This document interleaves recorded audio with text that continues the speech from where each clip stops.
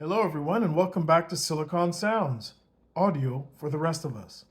Today I have the distinct pleasure of reviewing a new released IEM, which is the second iteration of one that I liked very much.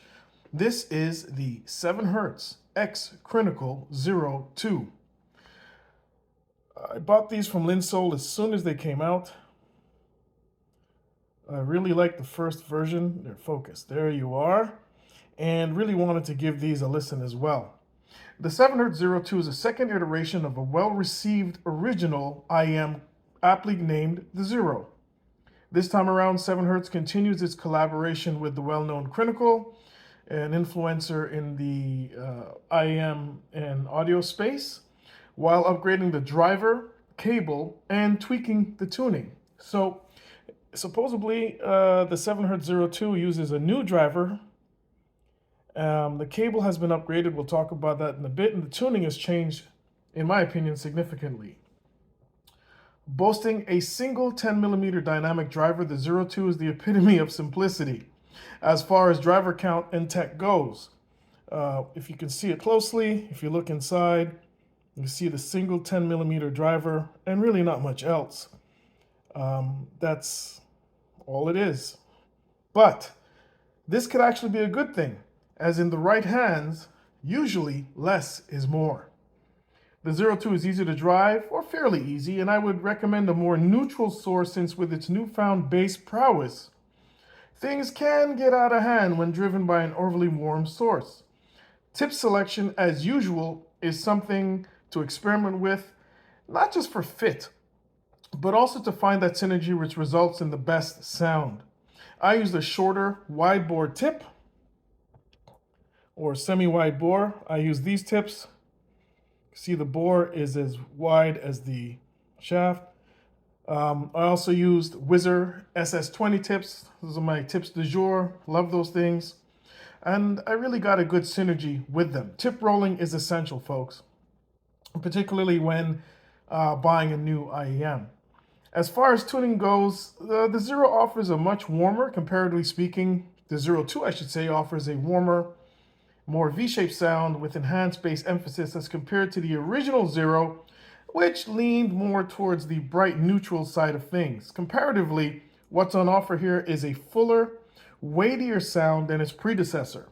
Specs: 10 to 20 kilohertz, impedance is 32 ohms, yada, yada, yada. As usual, take these with a grain of salt. The driver is a 10mm dynamic driver. Build, fit, and quality. What I said about my original Zero review, if for those who have seen it and for those who haven't, just hear me out. It really stands here. It's almost identical. Identical shell, which I find comfortable. Now the shape is quite angular, and we'll talk about that in a minute. The IEM is well built, and the color options are a nice touch. Obviously, I got this blue, kind of light, hazy, frosty blue. Really like it a lot. Some have expressed, though, concerns with its angular design. Now let's take a quick look at it. You look at the shell, it does have angles that are pronounced. And some people have stated that they have issues with fitment. I didn't have any of these issues at all. And securing a comfortable and stable fit was quite easy for me. They are on the smaller size, if you look at them. I'd say the small, leaning towards medium small. The Zero2 is small with a nozzle that some may find may not protrude enough. It's quite close to the shell to get a good fit. My advice for these people, and what I've found out over the last few months, is to go down a tip size from what you are usually using. I used to use large tips and find that on many IEMs, medium tips will afford me a deeper and more secure insertion and a better fit overall. The quality of the included accessories is fine. And here we have the box. We have a set of tips. These are the stock tips that it came with, which I immediately pulled off. They're okay, a little too soft around the edges and just didn't like them. That's the bag of tips that's included with the Zero2. So the included accessories are fine. It's sparse, but at $25 US, what more can you ask for? But the cable is a standout. 7 hertz is obviously, get that tip out of there, spent some time thinking about this cable. As much as I can, it doesn't want to tangle. That's great. Haptics are great. It is attractive while also being resistant to tangling. This is nicely done. And I like the bit of branding we have here. You can see that. Very good, Zero2. So the cable is definitely a keeper. And included accessories, take it for what it is. For $25, absolutely no complaints there. Let's talk about the sound, bass. The 7-Hertz Zero2 compared directly to the OG Zero is a different beast altogether, especially when it comes to bass. While the original Zero's low end was, I would call, tentative at times, even though the quality was good of the low end, which was actually very surprisingly good, it was tentative, and sometimes you were listening more intently to try to hear the bass come up in a track. The Zero2 unashamedly flaunts its newfound bass prowess. Both mid-bass and sub-bass have a newly found richness. A bit of the nozzle, very nice. And drive that is pleasing without dragging down the rest of the frequency range, which happens all too often in IEMs, in particular in this price range. This bass has a nice thickness to it while exhibiting admirable control. Rumble is also there for sure when called for without the limited nature heard in the original Zero. What is pleasing is how the bass does not impede the rest of the frequency range.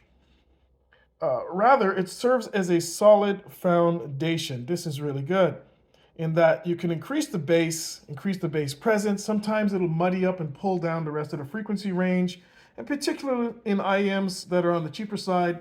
Here, this does not happen. The mid-bass does, though, impart a degree of warmth to the lower mid-range, which adds wholeness without the corresponding veil that is heard in many other IEM, again, in this price range. Bass quantity aside, the quality is above what one would expect in a $25 set. Still, the Zero2 is not the bastion of detail and texture retrieval in the low frequencies. Make no mistake about it, though, it does better than most at this price range, but is bested in these metrics of detail and texturing by a very small, and when I say small, I'm talking maybe less than 2 to 3 number of competitors, including the previously reviewed Zigat Nuo in these metrics, of course. That being said, once again, the Zero2 does have a more sub-bass slam than the Nuo is capable of, although the Nuo's bass, I find, is also fantastic. The bass of the 7-Hertz Zero2 is a pleasant surprise, and I have to say, it is quite enjoyable. The mid-range, now let's get to the meat of this thing. Even though 7 hertz with the Zero2 have done wonders with the bass, the mid-range will make or break most IEMs. So let's go here. The mid-range of the 7 hertz Zero2 receives a touch of warmth imparted by the mid-bass. This does not in any way cloud or obscure the mid-range. The Zero2, though, does pull detail from tracks, but predominantly the detail is macro over micro. I listened to a much more expensive set right before the Zero2, which usually allows me to hear mid-range veil in these lesser expensive IEMs. And while the Zero2 is definitely not as resolving or revealing as the pricier set, it did hold up well, in particular when price is considered. It didn't sound overly veiled. Going from that more expensive set to this one did not make, or didn't at least appear to me audibly, that the Zero2 was veiled. Sometimes it's almost like putting on a fur coat over your eyes. Did not happen here. Vocals, both male and female, are clear and distinct, sitting comfortably with the instruments. Tracy Thorn's lush vocals on Protection by Massive Attack was heard with just slightly recessed, but with great clarity. Anita Baker's classic track Sweet Love followed suit with her vocals coming through with, again, good clarity. Male vocals also fared quite well. On Tenderhearted Lover by John Stoddart, there was a touch of warmth with no sacrifice to clarity. In fact, the lower mid-range to me sounded more immediate than the comparatively slightly more recessed upper mids. The upper mids, though, showed no harshness nor grain. Timbre was pretty good. With at times some nicely organic playback heard. I was listening to a track by the Robert Glasper Trio called In Passing, if you wanted to give that track a try. And the Zero2 exhibited a meteor sound presentation, but with good organics, timbre, and pace, particularly for this price range. The handling of dynamic passages was done well, with transients following suit, but for a noticeable softening of the leading edge, though with a natural decay. The mid-range of the Zero2 lends itself to long listening sessions and is as pliable to any genre I care to listen to. Manufacturers, take note. No switches. That's all I got to say. Very good. Seen through more critical lens, though, the mids are not the pinnacle of micro detail retrieval nor lushness, but at its price joins only a very small number of other IM that can pull off an organic presentation. Nicely done, I would say. Let's talk about the treble. The treble of the 7 Hz Zero2. Comparatively, the treble of the Zero2 has less prominence than of its predecessor, the OG Zero. This has much to do with the bass lift, which will, by definition, make the treble sound lower or less prominent. But I think it goes to more than that. It's also a tuning decision that was made addressing the top end. It can be heard as being safer than its predecessor. Treble delivery is fairly detailed and smooth, as well as being non-fatiguing, with enough detail, sparkle, and air to keep the Zero2 from sounding dark or closed in. Again, it's not the pinnacle, I use that word again, of sparkle and air, but enough to keep it sounding open and really a nice icing on a nice cake. In this regard, treble is well done, and I did not find myself wanting more, even though generally I have a soft spot for bright neutral tunings, of which the Zero2 is not. This is not a bright neutral tuning. It's more of a warm, balanced tuning with sub-bass emphasis. The treble has enough vibrancy to not be forgotten in the mix. Treble heads may not be totally happy, but you can't please everyone. The treble is balanced and non-invasive, taking its rightful place in the mix. Imaging and soundstage. The Zero2 throws up a moderate-sized soundstage with accurate instrument placement. No dimension overshadows the other, which, in my opinion, makes for a more immersive and organic experience. Layering and separation are commendable and serve to keep each element in its own space and keeping that soundstage from sounding too busy or one instrument over the other. Definitely, this is not an IEM that will give you that wall of sound effect, which I don't like, but does give each instrument a fair amount of space. So pretty nicely done. Conclusion, the Zero2, it's a good IEM, absolutely, but I'm taken back by its naming. Through my listening, I kept being reminded how different this is than the original Zero. Basically, I think 7 Hz could have called the Zero2 something else completely, and it would still fly as a new release. That being said, what 7 Hz has done here is listen to the community, to the gripes expressed about the original Zero, and address them. In this regard, they should be applauded for at least listening and, more importantly, acting upon users' concerns.